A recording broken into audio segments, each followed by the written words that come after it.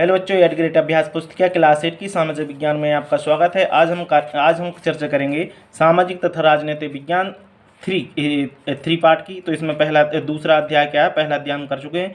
अध्याय सेकंड का नाम है धर्मनिरपेक्षता की समझ।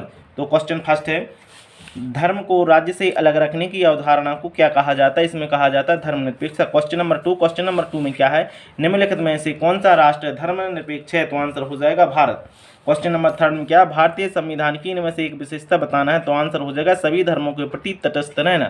क्वेश्चन नंबर 4 में क्या है? भारत एक धर्मनिरपेक्ष राज्य, इसका तात्पर्य क्या है? तो आंसर हो जाएगा किसी धर्म का समर्थन नहीं करता। क्या है? भारत है किसी अर्थ धर्मनिरपेक्ष है। धर्मनिरपेक्ष का मतलब होता है कि किसी भी धर्म का समर्थन नहीं करता है। क्वेश्चन नंबर 5 में क्या? धर्मनिरपेक्ष शब्द भारतीय संविधान की प्रस्तावना में कब जोड़ा गया था? ये जोड़ा गया था 1976 में, यानी धर्मनिरपेक्षता को संविधान में जोड़ा गया था 1976 42वें संविधान संशोधन के अंतर्गत। आगे देखना है, हालांकि इसमें नहीं दिया, मैंने एक्स्ट्रा बता दिया आपको। क्वेश्चन नंबर 6 में क्या है? भारतीय संविधान को अपने धार्मिक विश्वासों तथा तौर तरीकों को अपनाने की पूरी छूट देता है। कौन? धार्मिक विश्वासों को भारतीय संविधान। आगे देखना है, बी में इसी का रिक्त स्थान का बी है। संयुक्त राज्य अमेरिका में सरकारी स्कूलों के ज़्यादातर बच्चे सुबह सबसे पहले वफादारी की शपथ लेते हैं। इसी का क्वेश्चन नंबर 6 का सी देखना है, भारत में किसी व्यक्ति को अपने धर्म के उपदेशों से अलग ढंग से व्याख्या करने की स्वतंत्रता है। इसका आंसर हो जाए क्या? स्वतंत्रता। आगे देखना है, क्वेश्चन नंबर डी, इसी में क्या? भारतीय संविधान में छुआछूत पर रोक लगाई गई है। क्वेश्चन नंबर ई देखना, धर्मनिरपेक्षता का सबसे महत्वपूर्ण पहलू धर्म को राज्य सत्ता से अलग करना है।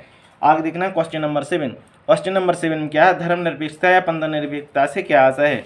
तो आंसर हो जाएगा भारतीय राज्य ने धर्म तथा राज्य की शक्ति को एक दूसरे से अलग रखने की रणनीति अपनाई है। धर्म को राज्य से अलग रखने की इसी अवधारणा को धर्मनिरपेक्षता कहा जाता है।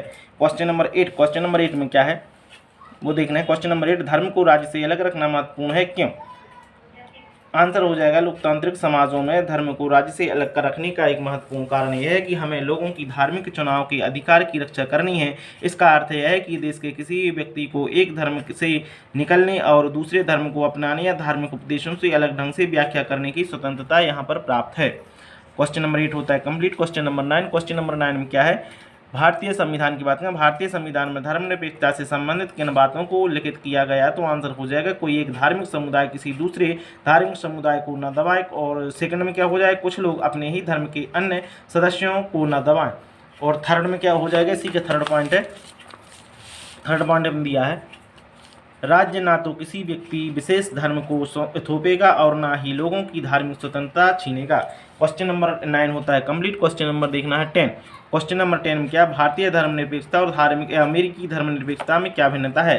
तो आंसर हो जाएगा भारतीय धर्मनिरपेक्षता में राज्य को धार्मिक मामलों में हस्तक्षेप करने की छूट दी गई है, लेकिन अमेरिका धर्मनिरपेक्षता में राज्य तथा धर्म दोनों एक दूसरे के मामलों में किसी तरह दखल नहीं दे सकते। तो आंसर हो जाएगा यहाँ पर आपका कंप्लीट।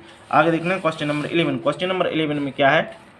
फ्रांस की सरकार द्वारा वर्ष 2004 में स्कूल आने वाले बच्चों के लिए क्या नियम बनाए? तो आंसर हो जाएगा 2004 में फ्रांस में एक कानून बनाया गया। इस कानून में प्रावधान किया गया कि कोई भी विद्यार्थी इस्लामी बुर्का, यहूदी टोपी या बड़े बड़े ईसाई क्रॉस जैसे धार्मिक अथवा राजनीतिक चिन्हों या प्रतीकों को धारण करके स्कूल नहीं आएगा। यहाँ पर आपका क्वेश्चन नंबर 11 होता है कंप्लीट। इसी प्रकार आपका चैप्टर भी यहाँ चैप्टर 2 भी होता है कंप्लीट।